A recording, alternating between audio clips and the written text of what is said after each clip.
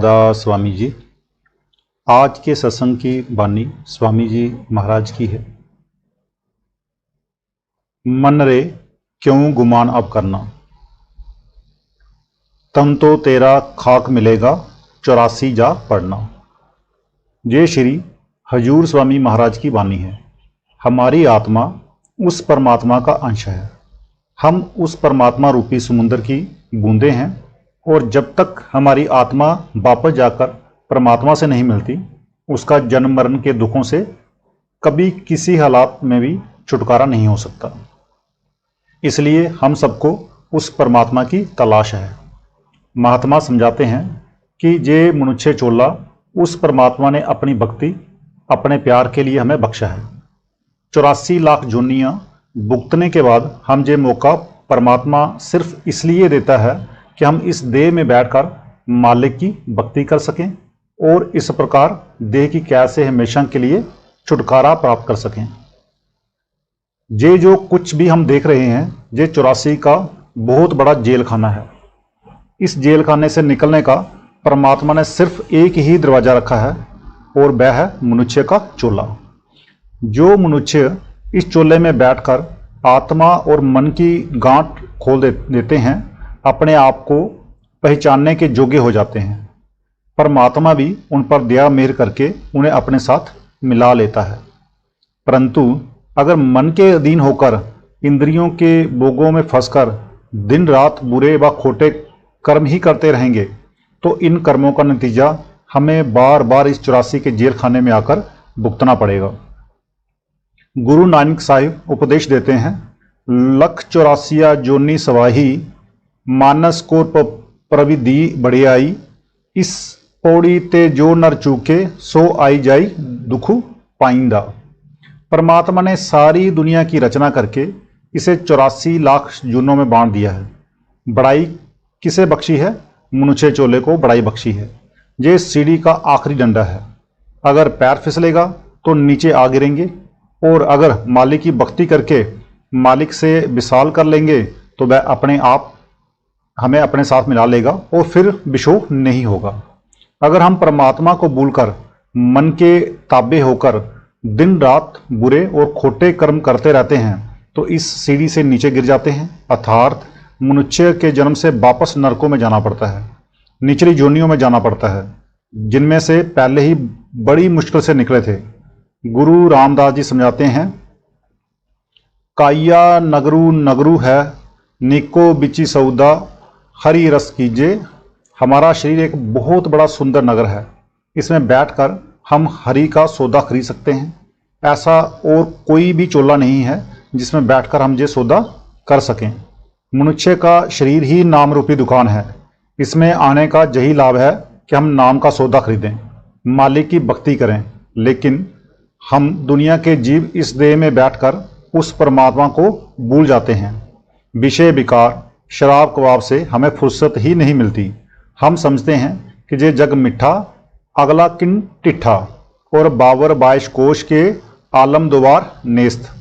हम सोचते हैं कि शायद परमात्मा ने ये इंसान का जामा हमें भोग विलास या दुनिया के धंधे या कारोबार के लिए बख्शा है। हम इंद्रियों के भोगों में इतने फंस जाते हैं कि और तो और अपनी मौत को भी भूल जाते हैं। देख रहे हैं कि हमारे साथी किस तरह चले जा रहे हैं। उनको ले जाकर हम शमशान भूमि में भी छोड़ आते हैं, लेकिन हमारे दिल में ये विचार या ख्याल पैदा नहीं होता कि एक दिन हमें भी इसी घाटी पर पहुंचना है। हम समझे बैठे हैं कि शायद मौत लोगों के लिए है, हमारे लिए तो आमोद प्रमोद है, दुनिया के धंधे और कारोबार हैं। स्वामी जी महाराज हमें इस गफलत की नींद से बेदार करते हैं। आप फरमाते हैं कि भाई, इस बात को अच्छी तरह सोचकर देख, इस दुनिया को आंखों के सामने रखकर देख। मौत के बाद तेरे सब यार दोस्त, बहन भाई इकट्ठे होकर तुझे उठाकर शमशान भूमि में ले जाएंगे, और जिस देह का तू इतना मान करता है, जिस पर तुझे इतना नाज है, आगे आग के सपुर्द कर देंगे, जब मिट्टी में दबा देंगे। और जिस तरह अब लोगों की मिट्टी हमारे पैरों के नीचे रोदी जा रही है, इसी तरह हमारी मिट्टी भी लोगों के पैरों तले रोंदी जाएगी। अगर हमारी ये दुर्दशा होनी है तो फिर हम मान किस चीज़ का करते हैं? क्या जवानी का गुरूर करते हैं? कभी किसी का बुढ़ापा नजर नहीं आया? धन दौलत का मान करते हैं तो क्या कंगालों को कभी सड़कों पर ठोकरें खाते नहीं देखा? सेहत या अच्छे स्वास्थ्य का अभिमान करते हैं तो क्या अस्पतालों में बीमारों की चीख पुकार नहीं सुनी? अतः आप प्यार के साथ समझाते हैं कि मन में अहंकार नहीं करना चाहिए। कबीर साहब उपदेश देते हैं, लूट सके तो लूट ले, राम नाम नित लूट, अंत काल पछताओगे जब तन जाएगा छूट। जब अंत में इस देह को छोड़ते हैं तब पछताना पड़ता और कि हमने इस देह में बैठकर किस चीज़ को इकट्ठा किया, कौन सी चीज़ है जो हमारा साथ देगी। जिनको सारी उम्र अपना अपना कहते थे उन्हें एक पल भर में छोड़कर अलग हो जाते हैं। कबीर साहब फरमाते हैं, ये तन है कागज की पुड़िया, बूंद पड़त गल जाओगे, कहत कबीर सुनो बे साधो, इक नाम बिना पछताओगे। जिस प्रकार कागज की पुड़िया पर अगर पानी गिर जाता है तो कागज गल जाता है, इसी प्रकार हमारी देह को भी गल जाना है, आग या मिट्टी में जाकर खत्म हो जाना है। आखिर मौत के वक्त हमें पछताना पड़ता है कि हमने अपने अमूल्य समय को व्यर्थ में बर्बाद कर दिया। गुरु नानक साहब फरमाते हैं, बिनु नावे को संगी न साथी, मुक्ते नामू व्यावनिया।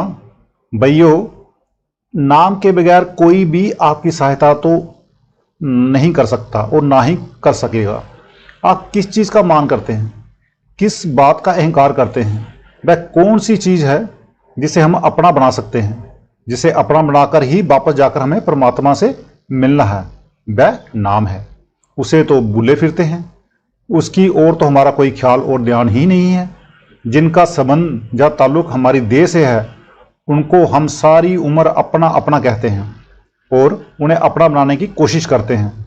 महात्मा हमें इस बेसुधी की नींद से सचेत करते हैं और समझाते हैं कि भाई, उस अंतिम समय को आंखों के सामने रखकर देख। देह या शरीर का मान क्या करना है? ये तो काल का पिंजरा है, किराए का मकान है। किसी को 40-50 साल के लिए मिला है तो किसी को 80-90 साल के लिए।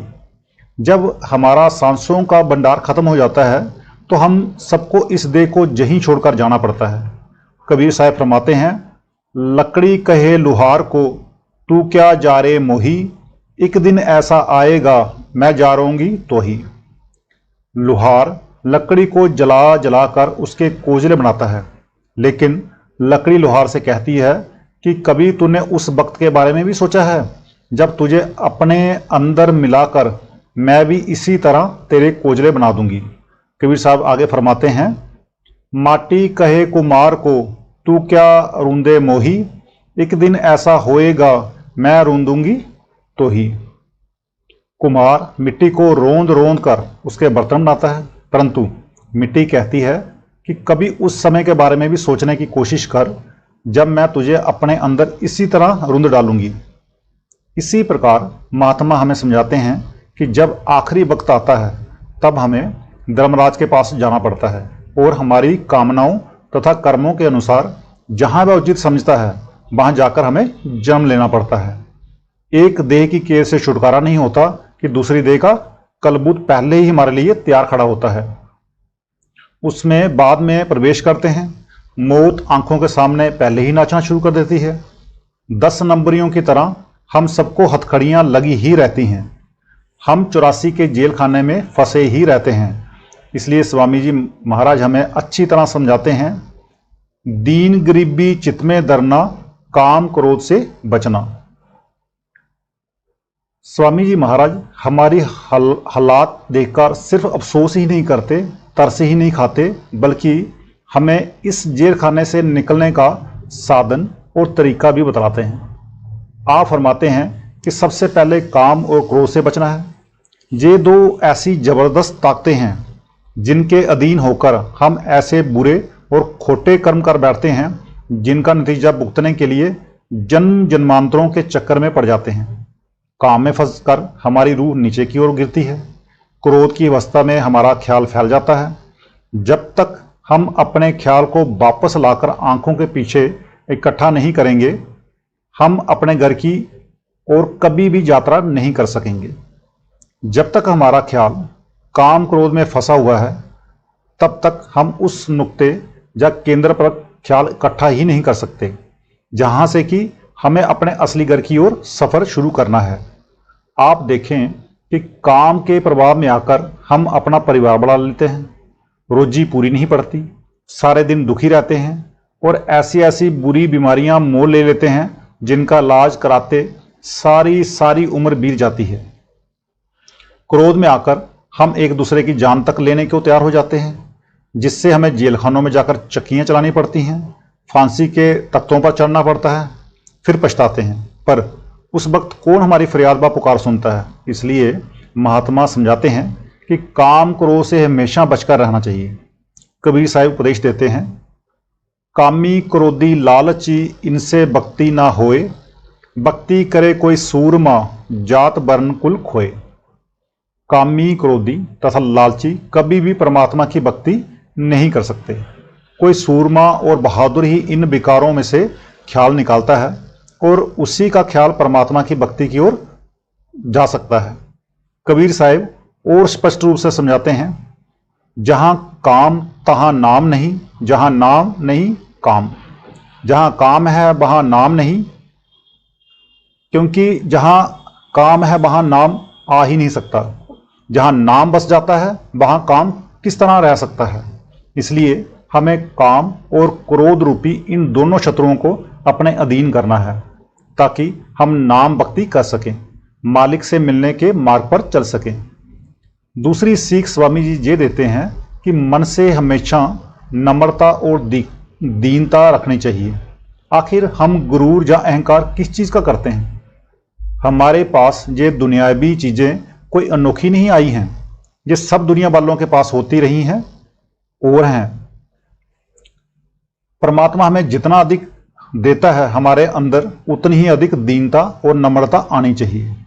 पानी हमेशा नीचे की ओर ही बहता है। हम व्यर्थ ही अहंकार में फंसकर अपने आप को बड़ा समझने लग जाते हैं। संतों महात्माओं की बानी, खासकर गुरु नानक साहिब की बानी पढ़कर देखें कितनी नम्रता और दीनता से पूर्ण है। आप फरमाते हैं, कहू नानक हम नीच कर्मा, सरनी परे की राखू सूरमा। गुरु नानक साहिब इतने उच्च कोटि के महात्मा होकर, बल्कि खुद कुल मालिक होकर अपने आप को नीच कर्मा, दासन दास, लाला गोला कहकर वर्णन करते हैं। हजूर महाराज जी, बाबा सावन पाश जी महाराज अपने लिए कितने नम्रतापूर्ण शब्दों का प्रयोग करते थे। महात्मा स्वयं अपनी जिंदगी की मिसाल पेश करके हमें बताते हैं कि मन में कितनी नम्रता तथा आजीजी होनी चाहिए। कबीर साहिब फरमाते हैं, बुरा जो ढूंढन मैं गया, बुरा ना मिलया कोई, जब दिल खोजा आप ना मुझसे बुरा ना कोई। जब अपने अंदर खोज की तो पता लगा कि दुनिया में हमसे बुरा कोई नहीं। फिर फरमाते हैं, कबीर सब ते हम बुरे, हम तज भले सब कोई, जिन ऐसा कर बूझया मीत हमारा सोई। ये स्वाभाविक है कि जो मनुष्य अपने आप को नीचा समझेगा तथा अपनी त्रुटियों को देखेगा, वही उन्हें दूर करने की कोशिश भी करेगा।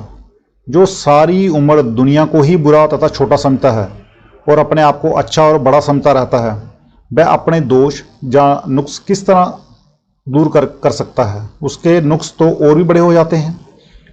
हमारे मन में जितनी अधिक नम्रता और दीनता होती है, हमारा ख्याल उतना ही अधिक मालिक की भक्ति की ओर जाता है। इसलिए महात्माओं ने तन, धन और मन की सेवा रखी है ताकि हमारे मन में नम्रता तथा दीनता बनी रहे। जब हम इस तन के द्वारा साध संगत की सेवा करते हैं तो हमारे अंदर से खुद ही या अहंकार निकल जाता है। जो धन दौलत का अहंकार हमें एक दूसरे के साथ बैठने नहीं देता, एक दूसरे के साथ चलने नहीं देता, जब हम एक समान होकर साध संगत की सेवा करते हैं तो वह अहंकार हमारे अंदर से अपने आप निकल जाता है।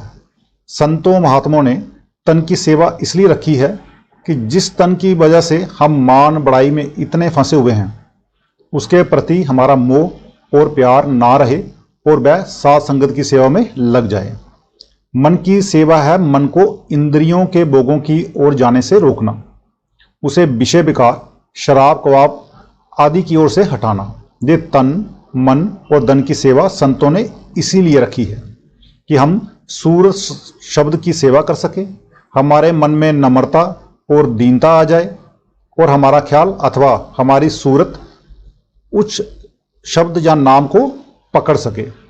महात्माओं ने सूरत शब्द की सेवा को सबसे श्रेष्ठ और उत्तम सेवा बताया है। जो स्वामी जी महाराज फरमाते हैं कि भाई, मालिक की भक्ति करने के लिए काम क्रोध को छोड़ना चाहिए, मन में नम्रता और दीनता रखनी चाहिए ताकि हम परमात्मा की भक्ति करने के योग्य बन सकें। प्रीत प्रतीत गुरु की करना, नाम रसायन घट में झरना।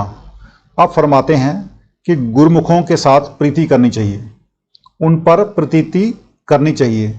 जब उनके प्रति प्रेम और विश्वास रखते हुए हम मालिक की भक्ति करते हैं, नाम की कमाई करते हैं, तब जाकर वह नाम रूपी रसायन प्राप्त होता है। उस नाम रूपी रसायन को अपने अंदर हजम करने की, अपने अंतर में जज्ब करने की कोशिश करनी चाहिए। जब तक गुरुमुखों के साथ हमारी प्रीत नहीं होगी, तब तक हमारी उन पर प्रतीति नहीं हो सकेगी। आप देखें कि जिन मित्रों और साथियों के साथ हमें प्यार होता है, उन पर हमें कितना विश्वास और भरोसा होता है। उनके प्यार में बंधे हुए उन पर विश्वास करके हम उनके साथ हजारों लाखों रुपए का लेन देन कर लेते हैं। जब कोई दुख या तकलीफ होती है तो हम उनकी सलाह भी लेते हैं और मानते भी हैं कि वे जो भी सलाह देंगे वह हमारे भले के लिए, हमारे फायदे के लिए होगी। हम उनकी सलाह पर चलने की कोशिश भी करते हैं। दुनिया के कार्यों में भी बगैर भरोसे और विश्वास के एक कदम भी चलना कठिन है। हम रोज हवाई जहाज़ों में सफ़र करते हैं, हमें इंजीनियरों पर भरोसा है कि उन्होंने ऐसी चीज़ें बनाई है जिसमें बैठने से हमारी जान को कोई खतरा नहीं है। हम दिल्ली जाने के लिए ग्रांड ट्रंक रोड पर मोटर दौड़ाए चले जाते हैं क्योंकि हमें पूरा विश्वास है कि ये सड़क सीधी दिल्ली को जाती है, और साथ ही हमें ये भी भरोसा है कि रास्ते में जितनी भी नदियाँ आती हैं उन पर अच्छे पुल बने हुए हैं। हम बेखटके मोटर चलाते जाते हैं, हमारा मन जरा भी नहीं डरता। इसी प्रकार जब तक हमारा मन में भरोसा नहीं आता, हमारा मन कभी भी मालिक की भक्ति की ओर नहीं जा सकता। अगर मन में थोड़ा सा भी भ्रम पैदा हो जाए, जरा सा भी संशय या संदेह उठ खड़ा हो, जहाँ कोई डर उत्पन्न हो जाए, तो मन तत्काल मालिक की भक्ति और नाम की कमाई करना छोड़ देता है। इसीलिए स्वामी जी महाराज सतगुरु से प्रीति करने का उपदेश देते हैं। हम संतों महात्माओं की वाणी पढ़ते हैं ताकि हमारे मन में मालिक से मिलने का शौक बना रहे, मालिक का प्यार बना रहे। हम संतों महात्माओं का सत्संग सुनते हैं ताकि हमारा उन पर विश्वास बना रहे, हमारे अंतर में उनके लिए प्यार उत्पन्न हो और हमारा मन उनके आदेश के अनुसार नाम का अभ्यास करना में लगा रहे। फिर स्वामी जी महाराज फरमाते हैं कि प्रीति और प्रीति के साथ जब हम नाम की कमाई करते हैं तो उसके फलस्वरूप मालिक की ओर से मिलने वाली बख्शीश को हमें अपने अंदर ही हजम करने की कोशिश करनी चाहिए। उसे कोड़ियों की तरह उछालते नहीं फिरना चाहिए। लोगों को लड़के लड़कियां देना नहीं शुरू कर देना चाहिए। जो कुछ परमात्मा ने दिया है उसे अहंकार में आकर या मान बड़ाई की भावना के वश में होकर व्यर्थ नष्ट नहीं करना है। उस दौलत को हम जितना अधिक संभाल कर रखेंगे, परमात्मा हम पर उतनी ही और बख्शीश तथा दया करेगा।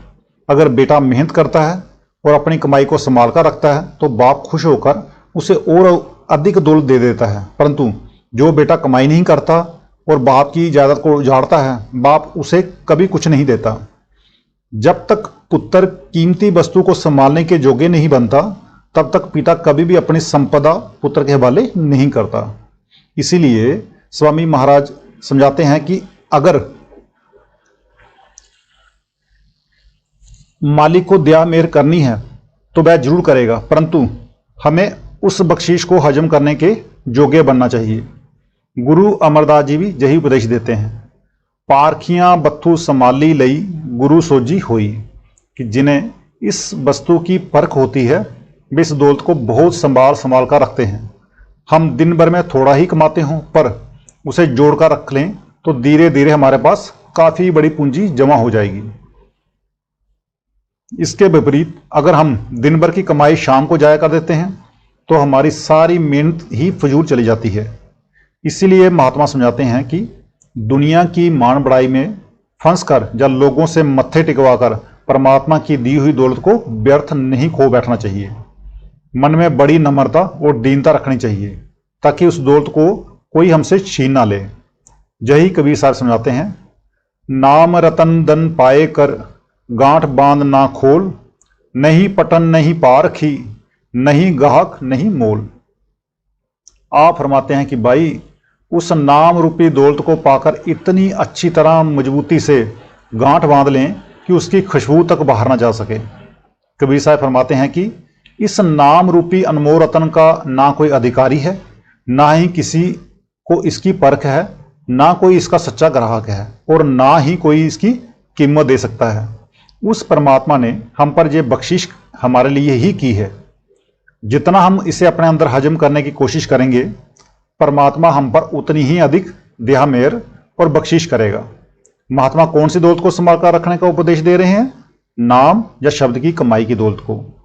ये नाम या शब्द क्या है? ये कोई लफ्ज नहीं है, ये वह ताकत है जिसने सारी दुनिया की रचना की है, जिसके आधार पर संपूर्ण खंड ब्रह्मांड टिके हैं और जो हम सबके अंदर में मौजूद है। हम सबके अंदर दिन रात दुनकारें दे रही है। हम इस शब्द या नाम के साथ तब जुड़ सकते हैं जब हम अपने ख्याल को 9 द्वारों से निकालकर आंखों के पीछे इकट्ठा कर लें। शरीर में हमारे सोचने का जो केंद्र है वह हमारे आंखों के पीछे है। इस केंद्र से ही हमारा सबका ख्याल नीचे 9 द्वारों में उतरता है। ये 9 द्वार हैं 2 आंखें, 2 कान, 2 नाक के छिद्र, मुंह तथा नीचे 2 इंद्रियों के छिद्र। इन्हीं 9 द्वारों से हमारा ख्याल सारी दुनिया में फैल रहा है। हमें अपने फैले हुए ख्याल को वापस लाकर फिर उसी केंद्र पर एकत्रित यानी इकट्ठा करना है जहां से उतर कर ये नीचे आया है। इस केंद्र को महात्माओं ने 10वीं गली, गर्दर, तीसरा तिल, शिवनेत्र, मुक्ति का दरवाजा आदि नामों से पुकारा है। तीसरी पातशाही श्री गुरु अमरदास जी समझाते हैं, नौदर ठाके दाव तू रहे, 10वें निज गरी बासा पाए, ओथे अनहद शब्द बजी दिनु राती, गुरमति शब्दु सुनाई ना।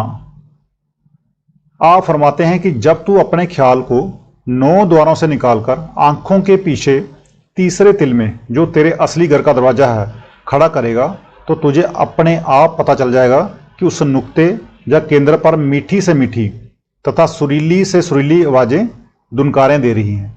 ये मालिक की दरगाह से उठ रही हैं और हम सबके अंदर हैं।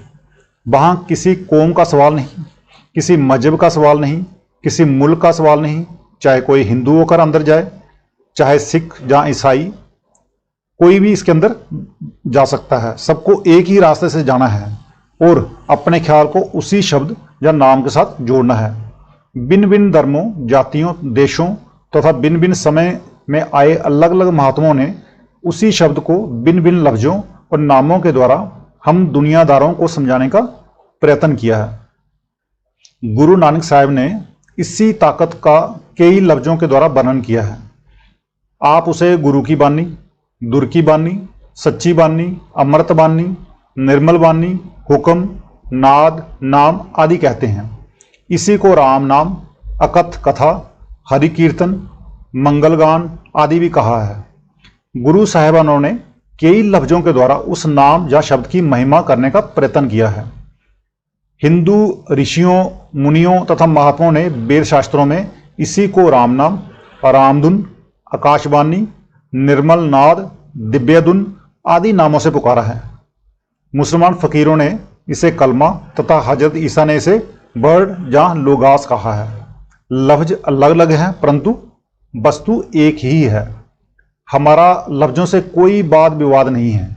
चाहे जिस लफ्ज के द्वारा अपने ख्याल को वापस मोड़कर आंखों के पीछे इकट्ठा कर लीजिए। हमारा असली उद्देश्य तो अपने ख्याल को सच्चे शब्द या सच्चे नाम के साथ जोड़ना है। उस सच्चे शब्द को ना आंखें देख सकती हैं, ना कान सुन सकते हैं और ना जबान उनका वर्णन कर सकती है। उसे हुजूर महाराज बाबा सावन सिंह जी महाराज अलिखित कानून और अनबोली भाषा कहते थे। सच्चा शब्द आंखों से नीचे नीचे नहीं मिलता, वह आंखों के पीछे तीसरे तिल अथवा शिवनेत्र में निरंतर गूंज रहा है।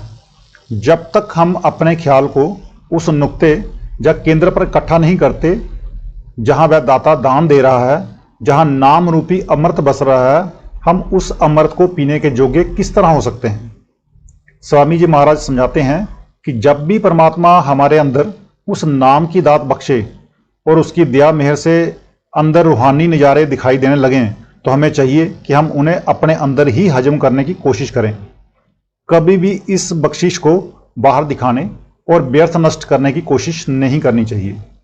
हम कितने दुख और कितनी मुसीबतें उठाकर उस बख्शिश को प्राप्त करते हैं, किस लिए? क्या लोगों को बेटे बेटियां दान के लिए, जग में मान बढ़ाई पाने या औरों से मत्थे टिकवाने के लिए? नहीं, ऐसा करना हमारी गलती है। जितना हम इस दात को संभालेंगे, परमात्मा हम पर उतनी ही अधिक दया मेहर व बख्शिश करेगा। मन मलिन के कहे न चलना, गुरु का वचन हिये बिच रखना। समझिए, स्वामी जी महाराज फरमाते हैं कि मन मत छोड़ देना चाहिए तथा गुरुमत पर चलना चाहिए। गुरुमत क्या है? अपने ख्याल को वापस मोड़कर आंखों के पीछे इकट्ठा करके शब्द या नाम के साथ जोड़ना ही गुरुमत है। इसके विपरीत मन के अधीन होकर कर्म करना मनमत है। अगर हम मन के कहने से चलेंगे, मन के अधीन होकर दिन रात बुरे व खोटे कर्म करते रहेंगे, विषय विकार शराब कबाब के स्वाद में लगे रहेंगे, तो जो जो बुरे कर्म करेंगे उनका फल भुगतने के लिए हमें बार बार इस 84 के चक्कर में आना पड़ेगा। पिछले किए हुए बुरे कर्मों का फल अभी भुगत रहे हैं और आगे भी अगर इसी प्रकार बुरे कर्म करते जाएंगे तो उनका फल भुगतने के लिए फिर से इस 84 की जेल में आना पड़ेगा। गुरु नानक साहब इस संसार को कर्मा सदड़ा खेत अर्थात कर्म भूमि कहते हैं। जो जो बीज जहां हम बोते हैं उनका वैसा ही फल हमें मिलता है। अगर हम बुरे कर्मों के बीज बोएंगे तो बुरे फल भुगतने आ जाएंगे, अगर अच्छे कर्मों के बीज डालेंगे तो अच्छे फल भोगने आएंगे।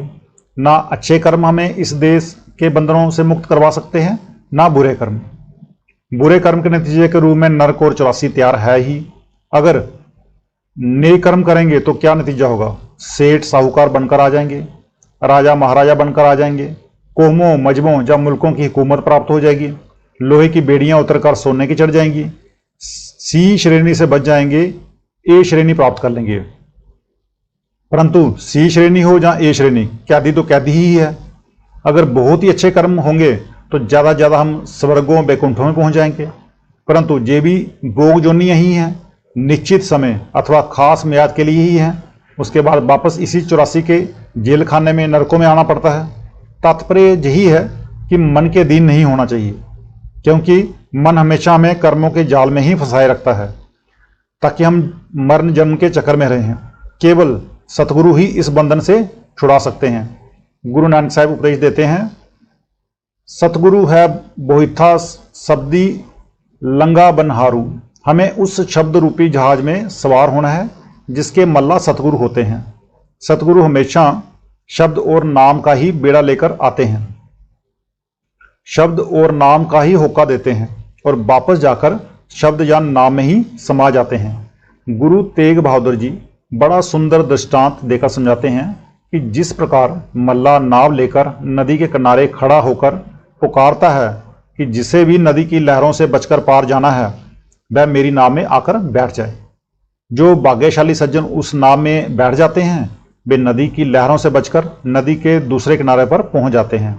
परंतु जो उस नाव में पैर ही नहीं रखते वे इसी किनारे रह जाते हैं। इसी तरह सतगुरु नाम का बेड़ा लेकर आते हैं। जो लोग उनका उपदेश मानकर उनके कहने के अनुसार शब्द या नाम की कमाई करते हैं वे हमेशा के लिए भव सागर से पार हो जाते हैं। गुरु रामदास जी बड़ी अच्छी तरह समझाते हैं, राम नाम है ज्योति सवाई तत्व गुरुमति काड़ी ले जय।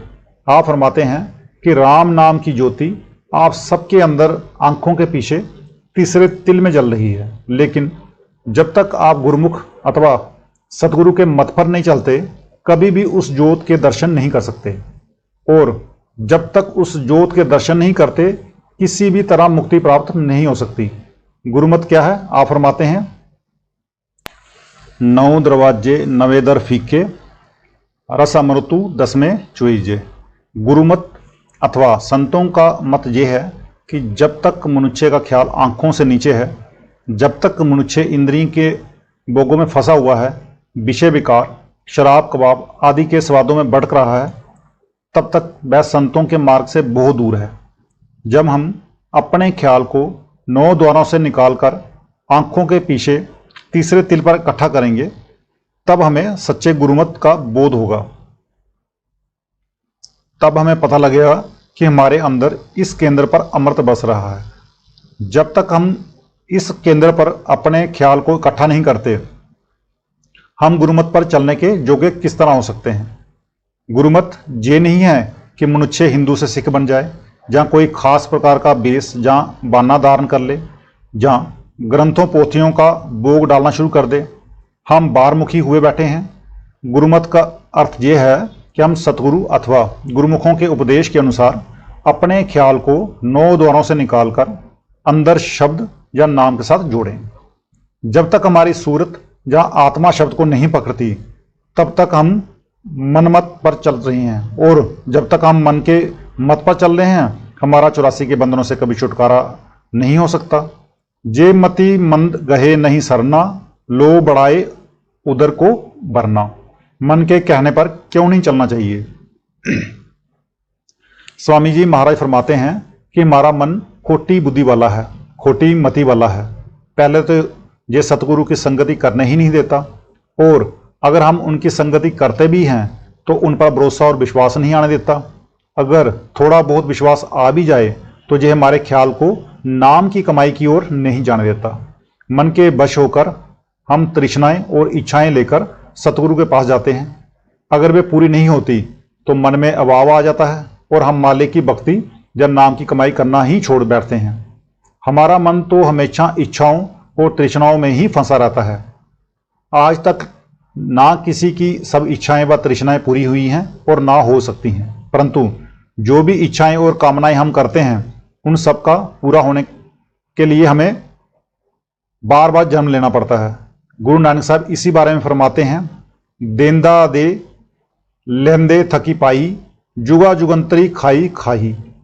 परमात्मा देते देते नहीं थकता, हम ही लेते लेते थक जाएंगे। हम जो भी परमात्मा के आगे दिन रात अरदास और याचनाएं कर रहे हैं, जो कुछ भी उससे मांग रहे हैं, अगर इस जन्म में वे सब कामनाएं पूरी नहीं होती तो उनका पूरा करने के लिए मालिक फिर से जन्म दे देता है। फिर हम और इच्छाएं तथा कामनाएं करते हैं और मालिक हमें और जन्म दे देता है। जब हम इन कामनाओं से तंग आकर परमात्मा से परमात्मा को मांगना शुरू कर देते हैं तो हम पर दया मेर करके वह हमें अपने साथ मिला लेता है, क्योंकि मन निरंतर इच्छाएं पैदा करता रहता है। इसलिए स्वामी जी महाराज फरमाते हैं कि हमारा मन खोटी मति वाला है, ये हमें सतगुरु की शरण प्राप्त नहीं करने देता, हमें अपने आप को उनके हवाले नहीं करने देता, हमारे ख्याल को विषय विकारों से नहीं निकलने देता, और हमें इंद्रियों के भोगों से बाज नहीं आने देता। जिसे शब्द को पकड़ना है वह ताकत तो काम क्रोध की लहरों में बह रही है, बाल बच्चों के प्यार में उलझी हुई है, कौमों मजहबों मुल्कों की भक्ति में लगी हुई है। जब तक हम अपने ख्याल को इनकी ओर से समेटकर आंखों के पीछे तीसरे तिल में इकट्ठा नहीं करेंगे, तब तक हम शब्द को किस तरह पकड़ सकेंगे। तुम मानो मत इसका कहना, इसके संग जगत बिच गिरना। स्वामी जी महाराज फरमाते हैं, अगर हम मन के अधीन रहेंगे, मन को ही अपना गुरु पीर प्रभु समझते रहेंगे, तो इसके बस में होकर हमें बार बार इस जगत में आना पड़ेगा, काल के जाल में फंसे रहना पड़ेगा। इसलिए गुरु नानक साहब ने कहा है, बाबा जगू फाथा महाजाल। इस दुनिया के जीव बड़ी बुरी तरह से इस काल के जाल में फंसे हुए हैं। परमात्मा का किसी को पता ही नहीं, परमात्मा की भक्ति की ओर किसी का ख्याल ही नहीं। विषय विकार, शराब कबाब, इंद्रियों के भोगों से किसी को फुर्सत ही नहीं मिलती। पिछले कर्मों का नतीजा अब इस जीव में भुगत रहे हैं, और इसी तरह बुरे और खोटे कर्म दिन रात कर रहे हैं और उन्हीं में डूबे हुए हैं। ये भूले बैठे हैं कि उनका फल भोगने के लिए हमें फिर इस 84 के जेल खाने में आना पड़ेगा। इसलिए स्वामी जी महाराज हमें समझाते हैं कि अगर हम मन के अधीन रहेंगे तो इस 84 के बंधनों से हमारा कभी भी छुटकारा नहीं हो सकेगा। परंतु अगर हम नाम के अधीन हो जाते हैं, शब्द के ताबे हो जाते हैं, तो जहां से ये शब्द उठ रहा है हमें पकड़कर वह वहीं ले जाएगा।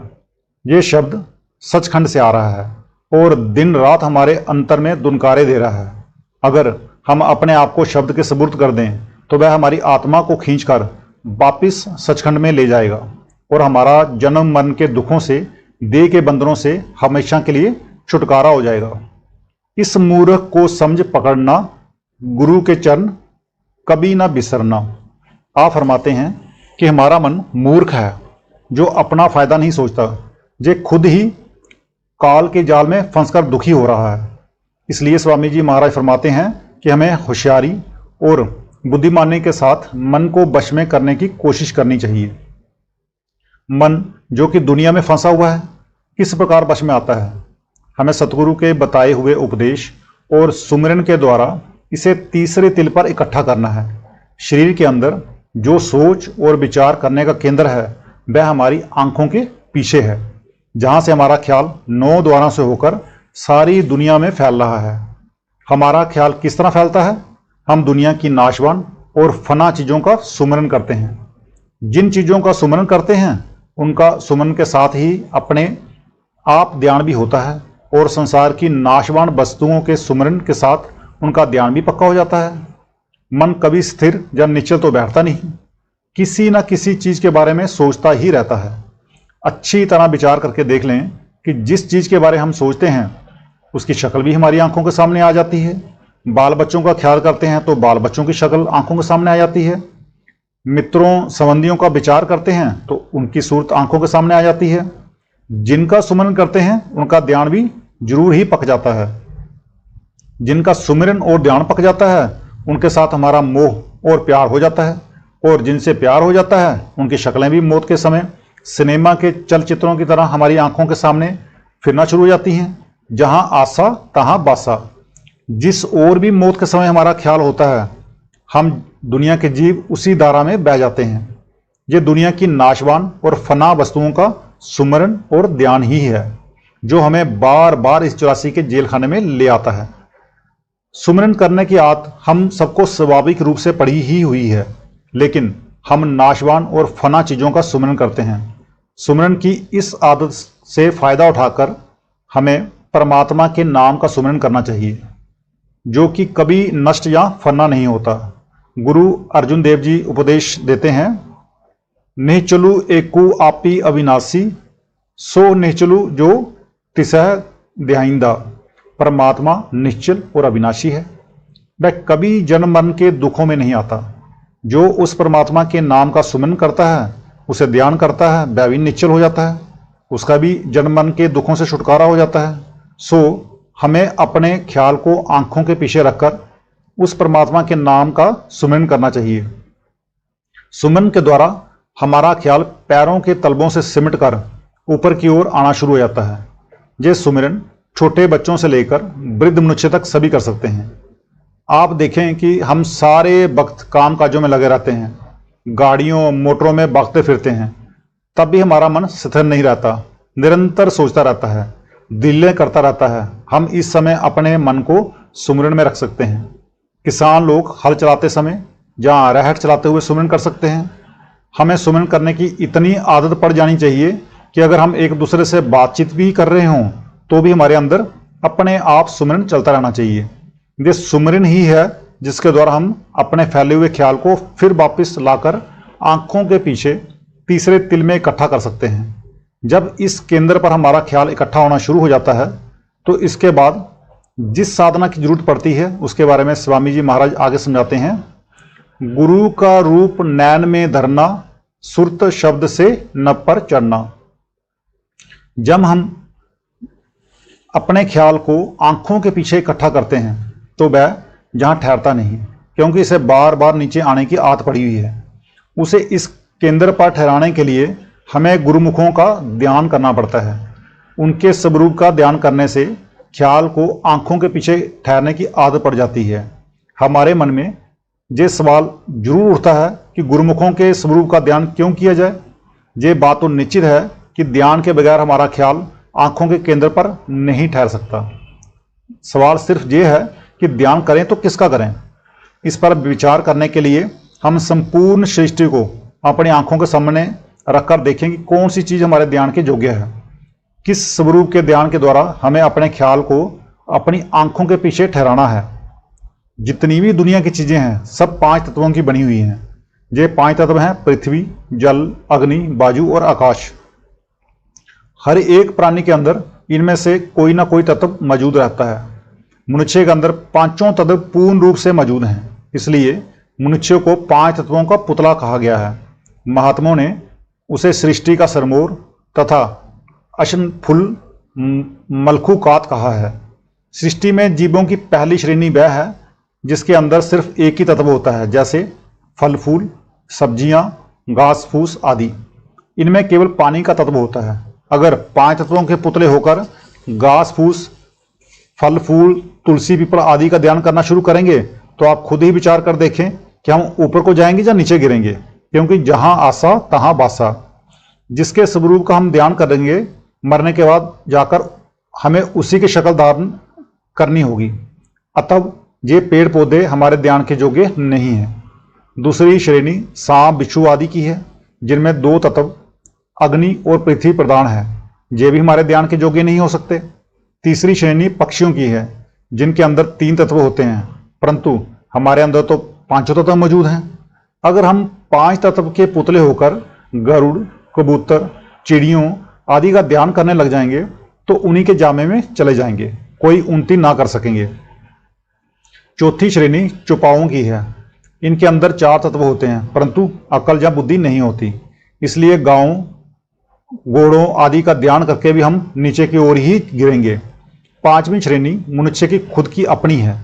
अब मन में ये विचार जरूर आता है कि मनुष्य का ध्यान धरे तो क्यों धरे, खासकर आज के जमाने में, जबकि हम सबके समान अधिकार हैं। मनुष्य का ध्यान नहीं धरता तथा और कोई चीज ध्यान करने के योग्य दिखाई नहीं देती। जहां आकर हम परमात्मा के अस्तित्व को ही अस्वीकार करना शुरू कर देते हैं और किसी का भी ध्यान नहीं करते। हजूर महाराज जी एक बड़ी खूबसूरत मिसाल देकर हमें समझाया करते थे कि अगर एक कमरे में हम रेडियो रख दें जो बिजली या बैटरी से जुड़े हुए ना हो तो हम उनके द्वारा किसी भी देश की खबरें नहीं सुन सकते, लेकिन उन्हें बिजली या बैटरी से जोड़ दिया जाए तो हम जिस देश की चाहें खबरें सुन सकते हैं। हमें उन गुरुमुखों को, मालिक के उन भक्तों और प्यारों को ढूंढना है जिनकी लिप उस परमात्मा के चरणों में लगी हुई है।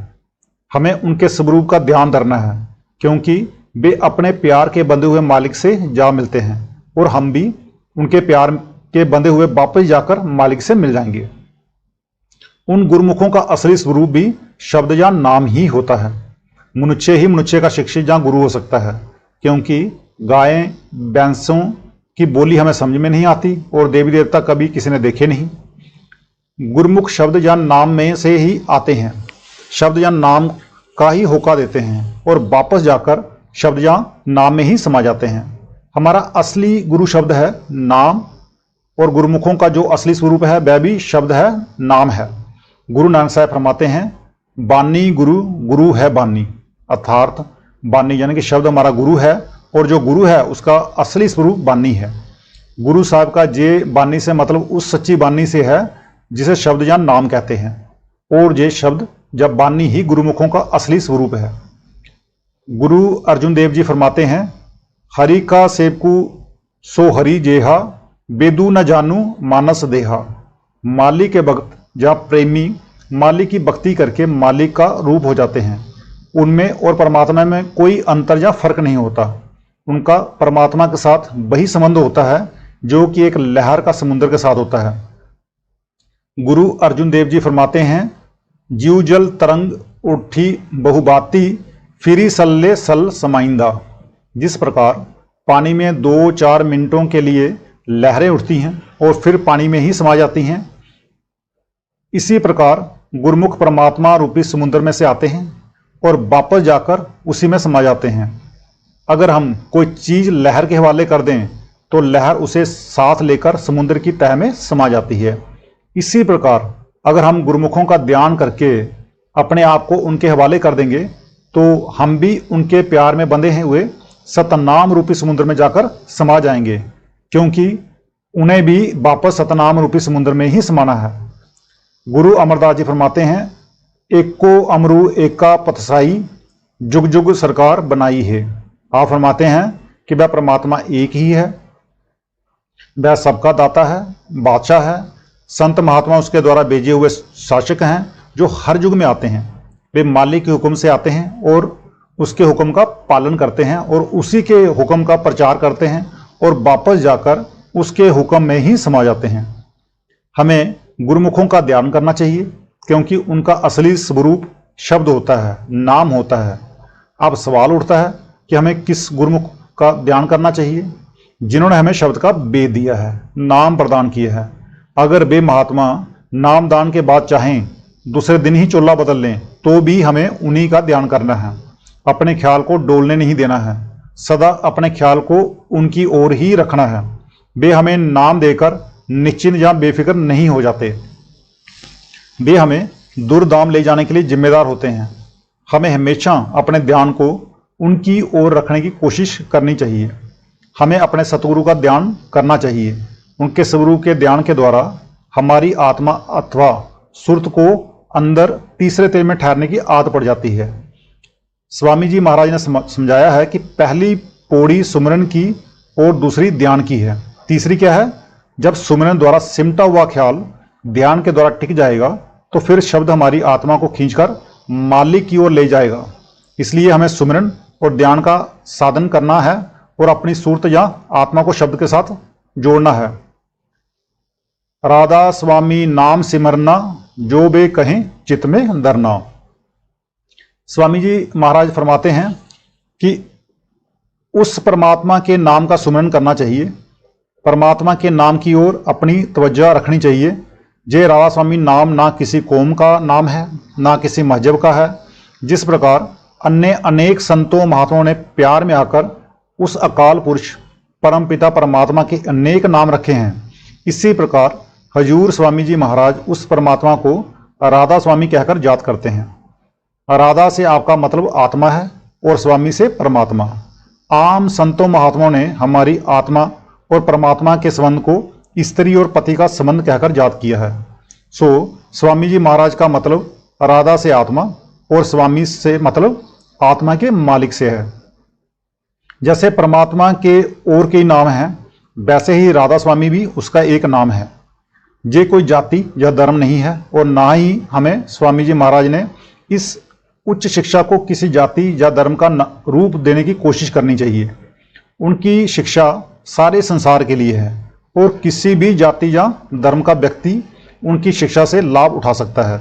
महात्मा तो हमेशा केवल रूहानियत का प्रचार करते हैं, सच्चे नाम का होका देते हैं। वे जहाँ पर कोई कौम मजहब या मुल्क बनाने के लिए नहीं आते। इस शब्द में स्वामी जी महाराज ने हमें बड़ी अच्छी तरह से समझाकर उपदेश दिया है कि हमें क्यों परमात्मा की भक्ति करनी है, परमात्मा ने हमें ये इंसान का जामा क्यों बख्शा है, किस प्रकार हम गुमान और अहंकार में आकर अपने कीमती वक्त को खो रहे हैं, किस तरह काम क्रोध की लहरों में बह रहे हैं। मन में नम्रता और दीनता क्यों रखनी चाहिए, किस तरह गुरुमुखों से प्रीति करनी चाहिए तथा उन पर प्रीति या भरोसा रखना चाहिए। और जो नाम की कमाई करते हैं उसे हमें अपने अंदर हजम करने की कोशिश करनी चाहिए। आपने समझाया है कि मन का कहना क्यों नहीं मानना चाहिए, सतगुरु के कहने पर क्यों चलना चाहिए, सुमरन कैसे करना है, ध्यान किसका और किस तरह करना है और आत्मा को शब्द के साथ किस प्रकार जोड़ना है। अतः हमें भी चाहिए कि उनके उपदेश से फायदा उठाकर शब्द की कमाई करें, ताकि हमारा इस देह में आने का असली उद्देश्य पूरा हो सके। राधा स्वामी जी। मिलते हैं अगले सत्संग में। राधा स्वामी जी।